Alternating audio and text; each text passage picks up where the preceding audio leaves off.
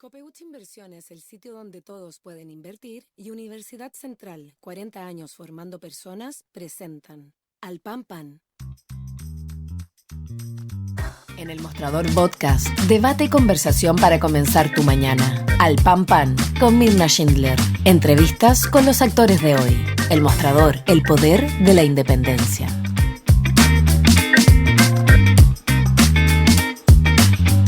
¿Qué tal? ¿Cómo están ustedes? Muy buenos días. Comenzamos un nuevo capítulo de Al Pan Pan aquí en el Mostrador.cl en este martes 10 de octubre, después de un fin de semana del terror, después de lo ocurrido, ¿no es cierto?, en Israel con el ataque del grupo Hamas. Más de 1.500 personas muertas. La verdad es que las cifras van a seguir aumentando. 2.500 y más personas heridas y un ataque que ha generado un conflicto, que ha agudizado un conflicto y que ha abierto el camino para una serie de situaciones que no sabemos a dónde van a terminar. Sabemos también que esta acción del grupo Hamas no ha sido solamente de esta organización, sino que ha estado apoyada por otras dos organizaciones terroristas. Sabemos también, de acuerdo a la información que está circulando a nivel internacional, que estaría detrás el gobierno de Irán. En fin, hay muchos elementos que queremos analizar porque los alcances que esto tiene, no solamente para el conflicto israelí-palestino, sino también para el resto del mundo, son enormes. Y por eso quiero pasar a presentar a nuestra siguiente entrevistada. Ella es académica del Departamento de Derecho Internacional de la Facultad de Derecho de la Universidad de Chile, integrante además del Consejo de Política Exterior de la Cancillería. Estoy hablando de Paula Cortés. Paula, muchísimas gracias por estar con nosotros esta mañana. Hola Mirna, muchísimas gracias a ti por la invitación.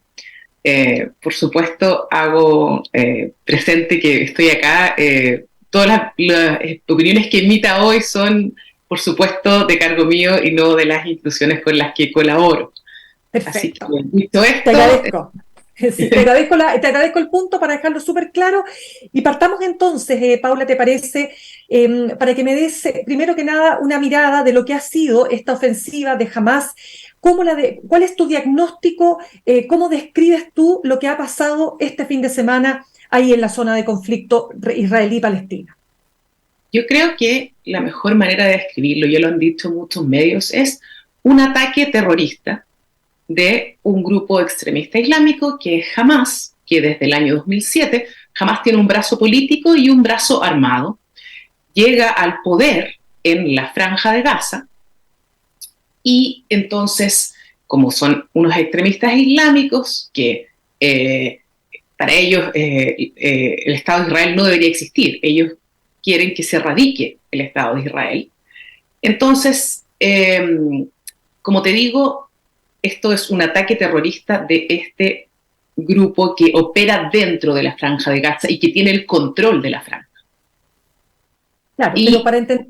Perdona que te interrumpa ahí. Lo que pasa es que para entender, claro, es que me interesa preguntarte respecto, porque se habla mucho de que esto nunca antes se había visto en la historia del conflicto, ¿no es cierto?, entre ambos territorios, por un lado. Segundo, el poder de fuego, la capacidad para haber logrado derribar, burlar la férrea seguridad que pensaba todo el mundo, ¿no es cierto?, que tenía Israel. Y sin embargo, todo eso se vio desbordado en esta acción del fin de semana.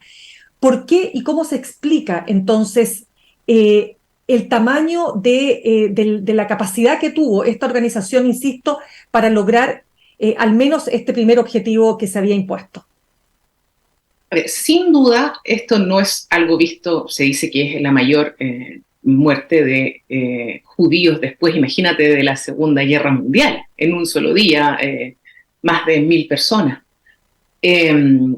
Yo creo que esto es o sea, lo que he leído en la prensa y de lo que he recopilado, esto fue muy planificado, se cree, como tú mismo lo señalaste, que con apoyo de otras potencias extranjeras, y también quizás porque...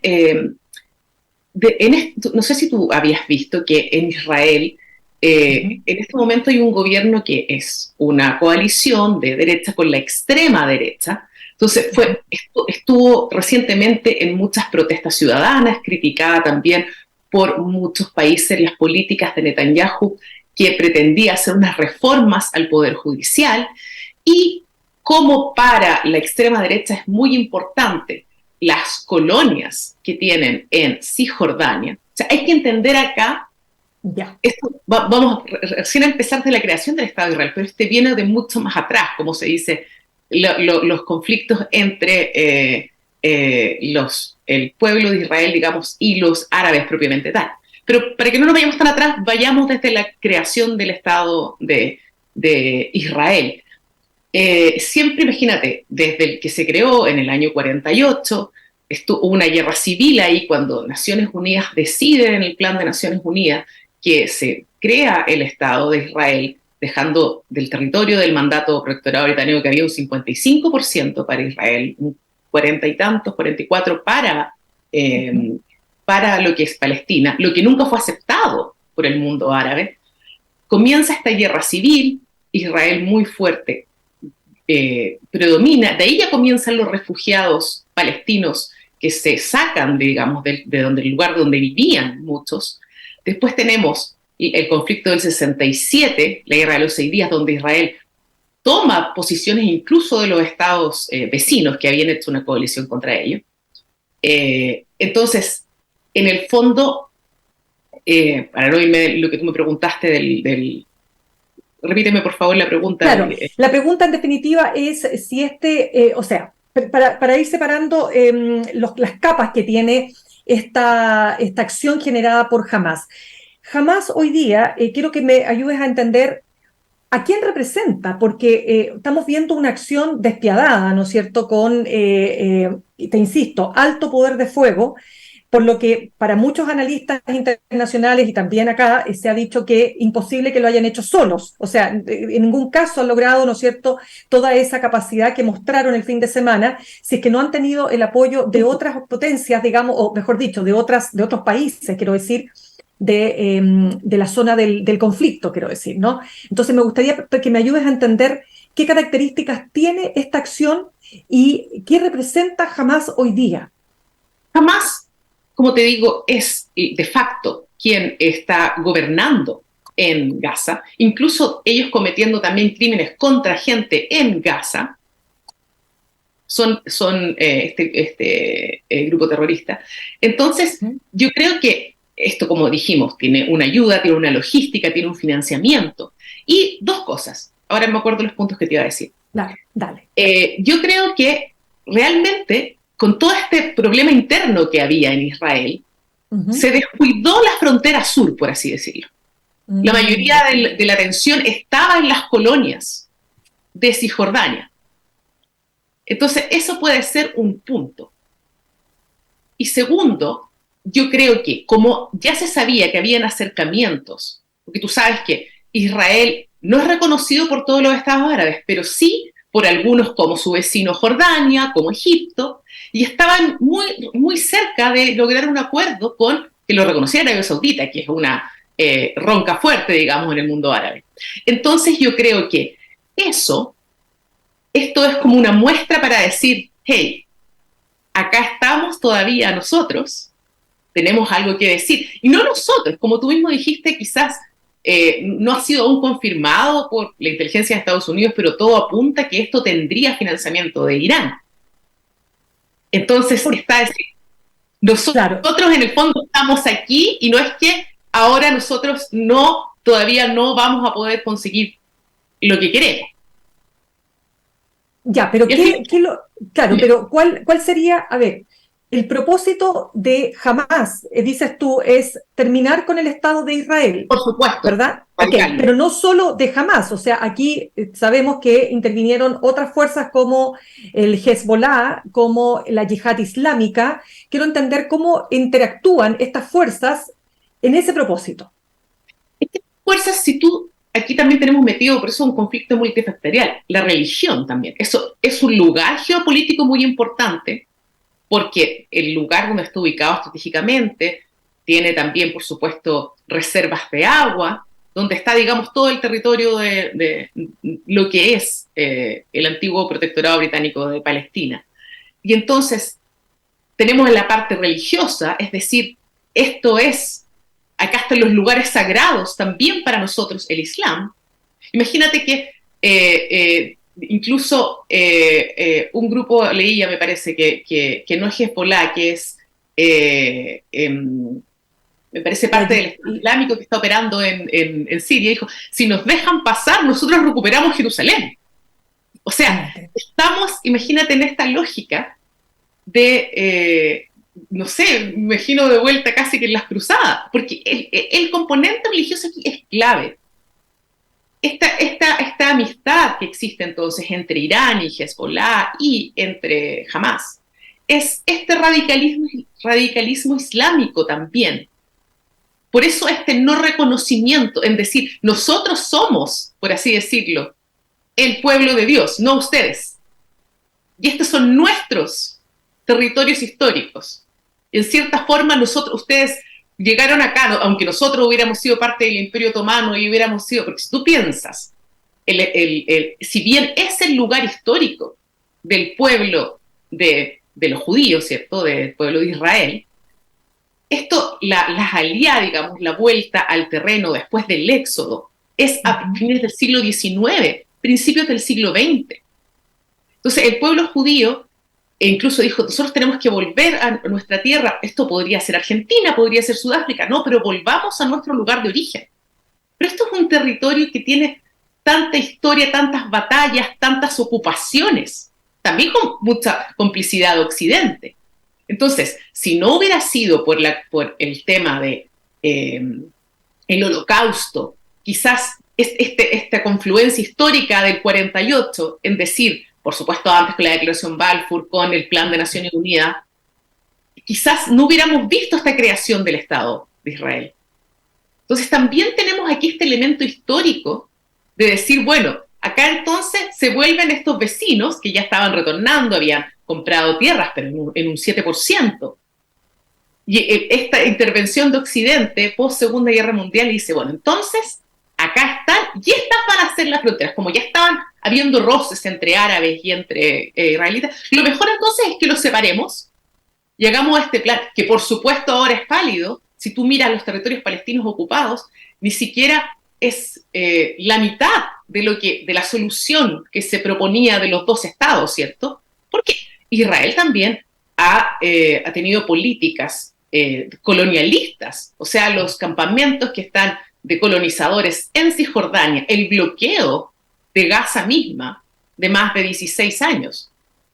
Y acá, no nos olvidemos, o sea, acá es terrible lo que pasó el sábado y es terrible también lo que vive día a día el pueblo de Palestina. Porque acá, claro, los más educados, ¿quiénes son siempre? Los civiles. No podemos mezclar acá las políticas del gobierno de Israel que ha llevado por años con los civiles, que vimos también que estaban muy en contra de las mismas políticas de Netanyahu, cómo estaba la gente en las calles, para que no hubiera estos cambios en el Poder Judicial. Ahora, por supuesto, vamos a ver todos cómo la posición de Netanyahu, yo creo que va a haber ahora una unidad nacional por esto, o sea, le hace un flaco favor en el fondo lo que pasó a la causa de intentar que no se radicalice más el gobierno de Netanyahu, pero también quizás le va a pasar la cuenta por decir, tú estabas preocupado de acá arriba y no de lo que siempre tradicionalmente, la seguridad que teníamos abajo, en el sur. Claro, ahora para ir entendiendo también detalles que dicen relación con el rol que ha jugado este fin de semana, claro, conocimos distintas opiniones, ¿verdad?, de distintas, dependiendo de cada grupo político también en Chile. O sea, veía yo la declaración del Partido Comunista Chileno, ¿no es cierto?, y su comité central, que se titula Por una Palestina en paz y libre de la ocupación israelí. En ninguna parte ellos hacen mención a la acción terrorista del grupo Hamas, esto con la excepción, hay que decirlo, de la diputada Carmen Hertz, que fue muy clara en ese sentido, es decir, no se puede acá no condenar sin ambajes lo que está pasando y la acción de este grupo contra civiles inocentes. Pero la pregunta acá es, ¿qué rol o de qué manera podrías tú señalar que hay una reacción a la acción de este gobierno, de esta coalición de derecha con la extrema derecha, en la agudización del conflicto? que yo creo que la extrema derecha de Israel también es como, así estamos hablando de radicalismo, ¿cierto? Tampoco su fin no es la paz con Palestina. Su fin probablemente es que tampoco no quiere la política de los dos estados. Por algo han emprendido políticas de colonización y profundizar los asentamientos en Cisjordania y el control sobre Cisjordania. De hecho, la Franja de Gaza, ¿por qué es un lugar que es especial? Porque el 2005 unilateralmente decide sacar los asentamientos que tenía. Entonces, desocupa la Franja Israel, pero para Naciones Unidas, ¿por qué aún es un territorio ocupado? Porque implanta el bloqueo, implanta el muro.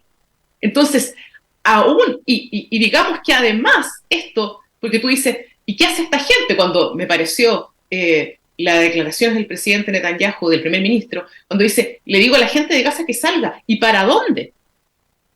Si tiene un muro para su lado, tiene bloqueado el mar, y además Egipto, que es su vecino sur, tiene la frontera cerrada, también hace muchos años, es parte del bloqueo. ¿Por qué?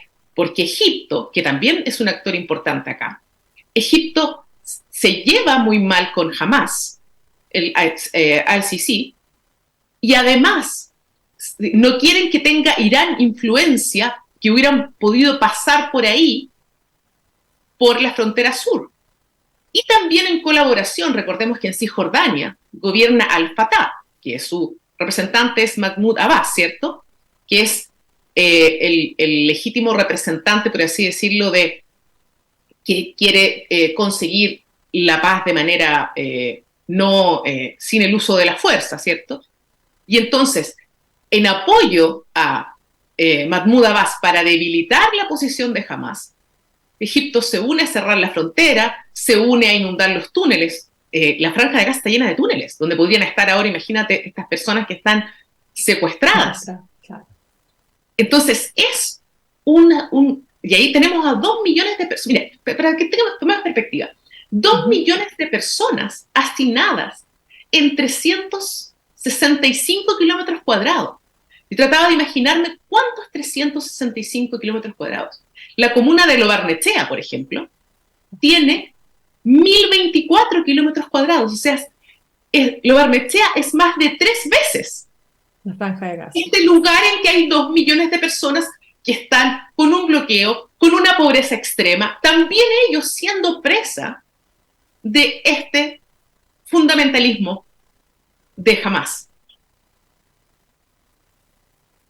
Entonces acá hay un problema, digamos, de relaciones internacionales, del mundo, vimos que se reunió el Consejo de Seguridad el domingo, no llegaron a ninguna conclusión, no me sorprende, ninguna conclusión común. Entonces acá todos, yo estoy de acuerdo, fue muy criticada lo que dijo el canciller Van Claveren por la comunidad israelita y por el embajador. Pero él dijo lo cierto acá, la guerra también tiene reglas y las reglas son para todos. Absolutamente, completamente de acuerdo. Sea este grupo, digamos que ellos se llamarán beligerantes, pero para muchos son terroristas, lo que hicieron es un acto terrorista, pero también para el Estado de Israel. Y eso corre para todo tiempo. Nunca es legítimo atacar posiciones civiles. También el ocupante, si vamos a los convenios de Ginebra, que son los que reglan el derecho internacional humanitario, aquí parece que brilla por su ausencia. La potencia ocupante, Israel es la potencia ocupante. Tiene reglas, esta situación de potencia ocupante, hasta la Corte Suprema israelita ha dicho que ellos son la potencia ocupante. Esto es temporal, el ser una potencia ocupante. ¿Pero temporal hasta cuándo? La potencia ocupante tiene que asegurar la salud pública, la seguridad de estas personas. No se puede dejar de suministrar alimentos. Los castigos colectivos están prohibidos. ¿Y qué hemos visto como represalias? Porque si bien nosotros tenemos consagrado se ha hablado mucho de esto, la legítima defensa en el artículo 51, ¿cierto? Inmanente de defenderse de los estados. Esto también tiene reglas. Tiene que ser de manera proporcional, inmediata en el tiempo. Y nunca, y por supuesto, después supuestamente tiene la obligación al Estado de avisarlo al Consejo de Seguridad, y el Consejo de Seguridad de Naciones Unidas verá las medidas que toma. El Consejo de Seguridad nunca va a adoptar una medida probablemente de un ataque armado, porque sabemos, por su conformación política, que probablemente esto va a tener el veto de Rusia. Leía yo que ya hay una reunión entre Abbas y Putin. O sea, acá es muy difícil predecir lo que va a pasar. Lo mejor podría ser que esto desescalara, ¿cierto? Pero no sabemos las consecuencias de lo que ocurrió el sábado. Porque es una región, Medio Oriente, sabemos que siempre el conflicto ha estado ahí presente. Claro, ahora cuéntame lo siguiente, Paula, para entender cuando estos grupos se radicalizan, ¿verdad? Tanto lo que tú señalabas muy bien, la radicalización de un sector del gobierno de Israel versus, ¿no es cierto?, la radicalización de estos grupos como Hamás. La posibilidad de que se alcance el sueño, ¿no es cierto?, del pueblo palestino, de la creación de un Estado palestino, se va alejando cada vez más. Por eso te pregunto respecto de las consecuencias, que como bien dices tú, no sabemos en lo inmediato cómo va a seguir escalando este conflicto, pero la pregunta es, ¿cuán lejos entonces está ese sueño de materializarse? La verdad, en este momento yo lo veo muy lejos, porque si tú piensas, tienes, como se dice en relaciones internacionales, un gobierno de halcones, que es el gobierno actual en Israel, que esto lo va a sentir como de una manera que tiene que demostrar su poderío. Entonces no va a transar. Y por el otro lado tienes a Hamás, de facto, desde el 2007 ahí, porque llegó por la vía de las elecciones, su brazo político. Pero luego, imagínate cuando no ha habido celebración de elecciones desde el 2007 en Palestina, en la Franja de Gaza, digamos, porque es diferente lo que pasa en Cisjordania. Entonces yo lo veo muy difícil, y no solamente por los dos actores involucrados directamente, por cómo está el resto del mundo. Tenemos el conflicto en Ucrania, tenemos en África múltiples golpes de estados en muy poco tiempo. Entonces, tú sabes que las relaciones internacionales se mueven entre la cooperación y el conflicto, y yo diría que estamos en un momento que estamos más cerca del conflicto que de la cooperación. Estamos más cerca del conflicto que de la cooperación. Y respecto de la escalada violenta, ¿qué crees tú que se va a producir en estos días? Porque ya está esta amenaza, ¿no es cierto?, de Hamás, de decapitar a los rehenes si es que Israel bombardea Gaza. ¿Cómo termina esto? Porque no sabemos ahí. ¿Tú crees que, por ejemplo, Israel podría negociar con Hamás Mira, para poder recuperar a estas personas? también he leído sobre esto, y tradicionalmente tú sabes que han habido muchos acuerdos de intercambio de presos, de intercambio de cuerpos, de fallecidos entre Israel y Hamás. Pero la escala que esto supuso, lo mismo que hablábamos, va a ser difícil que haya una negociación, porque Israel no va a querer verse débil ante este grupo terrorista.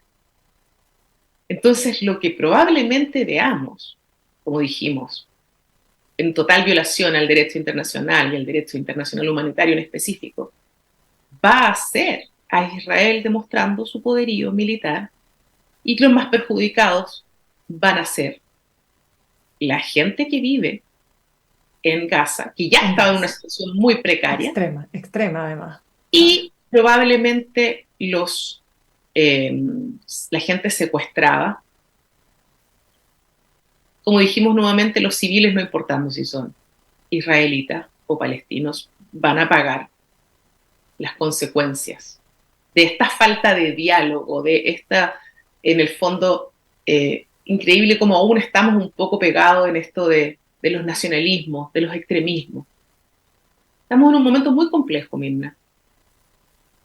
No, es que francamente te digo que se ve tan desesperanzador el panorama, digamos, pero quiero preguntarte ahora, ¿a quién le sirve este conflicto en la zona? Se habla de Vladimir Putin y de sus pretensiones, digamos, no partiendo por desviar la atención de Ucrania, de Occidente, hacia Israel. ¿Tú compartes esa tesis, digamos?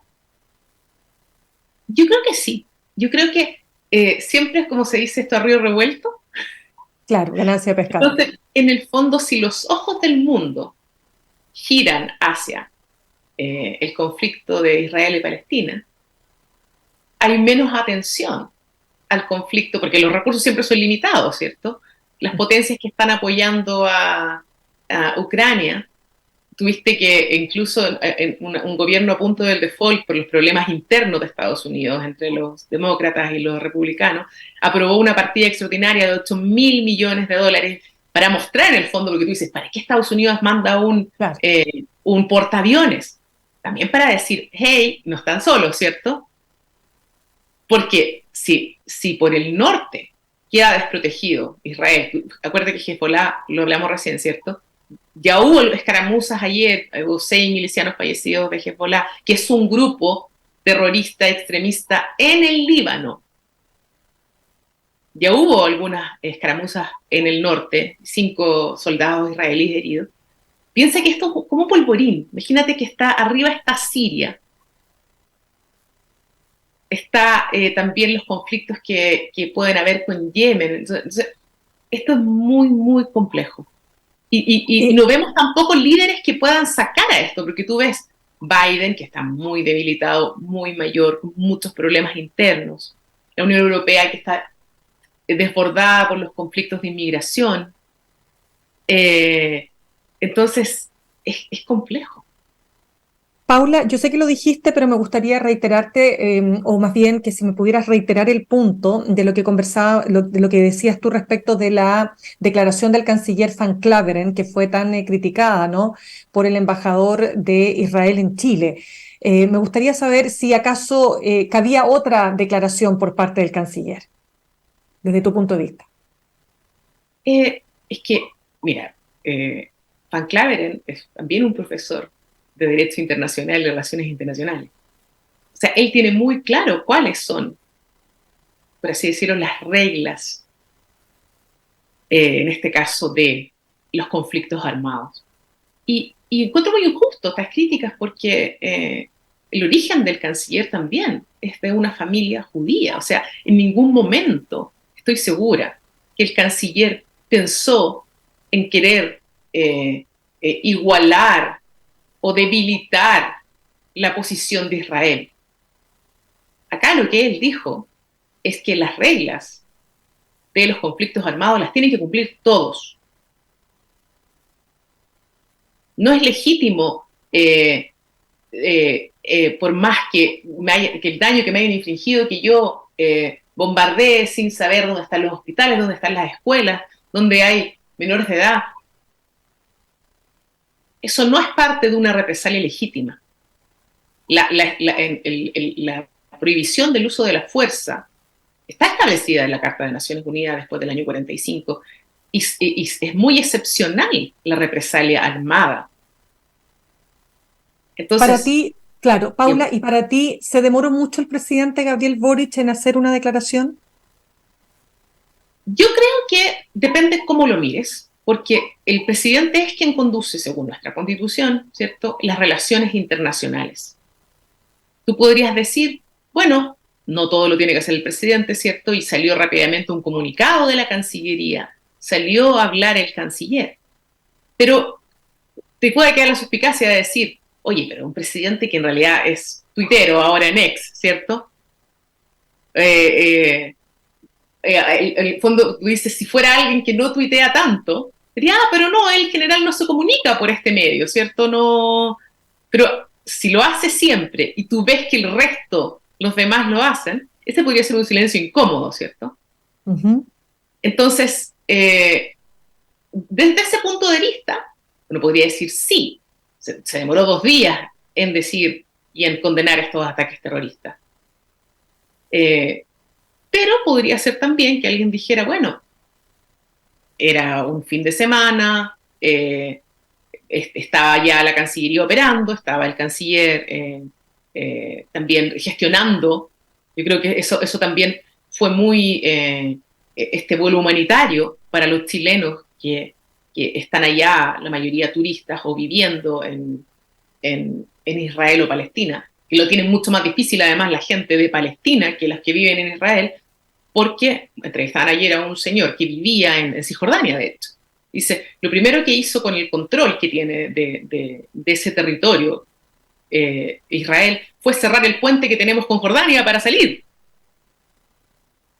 O sea, también ahí hay una complejidad para los chilenos que viven en territorio palestino. Pero creo que eso fue muy acertado, el gestionar el vuelo humanitario. Pero por eso te digo, es opinable si se demoró o no se demoró mucho. Ya, pues Paula, quiero darte las gracias. Paula Cortés, académica del Departamento de Derecho Internacional de la Facultad de Derecho de la Universidad de Chile, integrante del Consejo de Política Exterior de la Cancillería, por haber estado con nosotros esta mañana. Muchas gracias a ti por la invitación, Mirna. Y muchas gracias por el Buen análisis. día. Igualmente. Saludamos a esta hora a nuestros auspiciadores. Copeuch Inversiones te ayuda a cumplir tus metas desde 1.500 pesos y y te ayuda a cumplir tus metas, digo, desde 1.500 pesos y con una comisión que se acomoda a tu bolsillo. 100% digital, fácil de usar, te acompaña y con el completo control de tus fondos. Copeuch.cl, el sitio donde todos pueden invertir. Y Universidad Central, 40 años formando personas. Ven a vivir la experiencia USEN para los que buscan avanzar. Posgrados USEN, acreditada y adscrita a gratuidad. Conoce más en posgradosusen.cl. Nos vamos al corte y al regreso vamos a estar conversando con el diputado Raúl Soto, diputado del PPD por la región de O'Higgins y además integrante de la Comisión de Relaciones Exteriores y de la Comisión Investigadora por Transferencias del Ministerio de la Vivienda. Ya volvemos. Instantes, una nueva entrevista en Al Pan Pan con Mirna Schindler por El Mostrador Podcast, el poder de la transparencia.